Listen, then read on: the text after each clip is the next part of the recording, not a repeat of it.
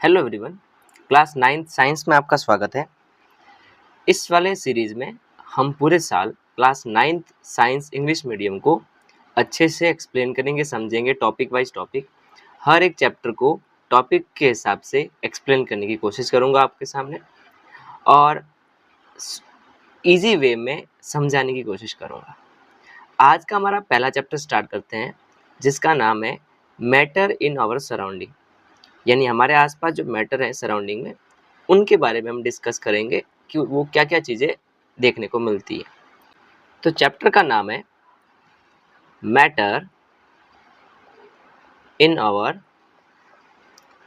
Surroundings.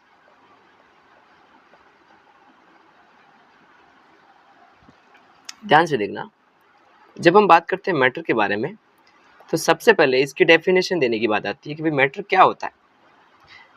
हमारे surrounding में जो भी चीज़ है, एनीथिंग इन आवर सराउंडिंग, जिसके पास में मास होता है और वो कुछ न कुछ जगह घेरता है, उसको मैटर बोलते हैं। जैसे फॉर एग्जांपल, मेरे पास में एक चौक है, पेन ले लो या चौक ले लो आप, पेन मार्कर है सपोज। इस मार्कर का कुछ न कुछ मास होगा, वजन होगा ना, कुछ न कुछ मास होगा, और अगर इसको कहीं रखेंगे तो ये कुछ न कुछ जगह घेरेगा, स्पेस ऑक्यूपाई करेगा।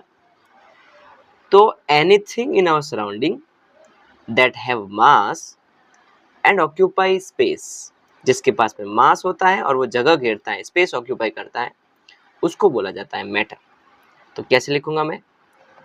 Anything in our surrounding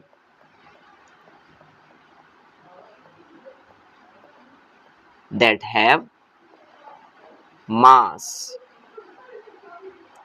and occupy space, and it occupies space is called matter। उसको हम मैटर बोलते हैं। फॉर एग्जाम्पल कुछ भी ले सकते हो। जैसे एग्जाम्पल के लिए आपने ले लिया एक साथ, जैसे फॉर एग्जाम्पल पेन हो गया आपका, चौक हो गई, टेबल, बॉटल, ये सारे मैटर है जो जगह घेरते हैं, उनके पास में मास होता है।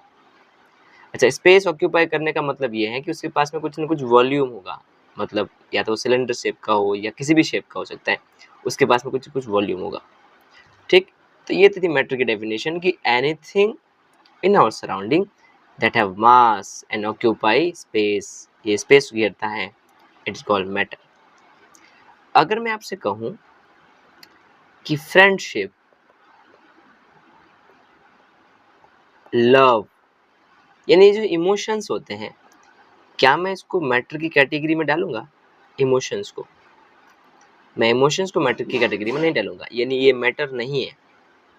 क्यों ये मैटर नहीं है? क्योंकि इमोशन के पास में मास नहीं होता और न वो कोई स्पेस ऑक्यूपाई करता है। तो according to chemistry point of view, it is not a matter. Matter means जिसके पास में मास हो और वो स्पेस ऑक्यूपाई करे, उसको मैटर बोलते हैं। जैसे कोल्ड, यानी ठंडी लग रही है आपको, ये भी एक तरह का इमोशन टाइप कह सकते हो। तो उसके पास में कोई मास नहीं होता, वो जगह नहीं घेरता, तो वो मैटर नहीं है। आई होप आपको समझ में आया होगा मैटर क्या होता है और क्या मैटर नहीं होता। उसके बाद हम बात करते हैं कि मैटर जो है वो किन चीज़ों से बनता है।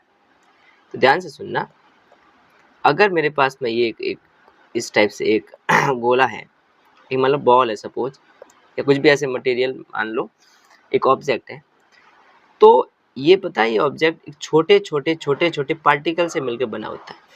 इसको जब हम जूम करेंगे तो ऐसे छोटे छोटे पार्टिकल देखने को मिलेंगे इसके अंदर। तो अगर मैं कहूँ कि ये एक मैटर है, कोई भी मैटर हो सकता है, तो उसके अंदर आपको क्या देखने को मिलेगा? छोटे छोटे स्मॉल टाइनी पार्टिकल्स देखने को मिलेंगे।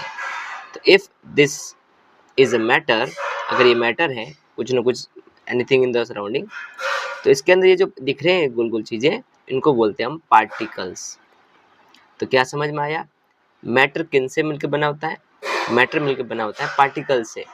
जैसे फॉर एग्जांपल, मेरे पास में एक पेन है, तो पेन छोटे छोटे पार्टिकल से मिलकर बना होगा।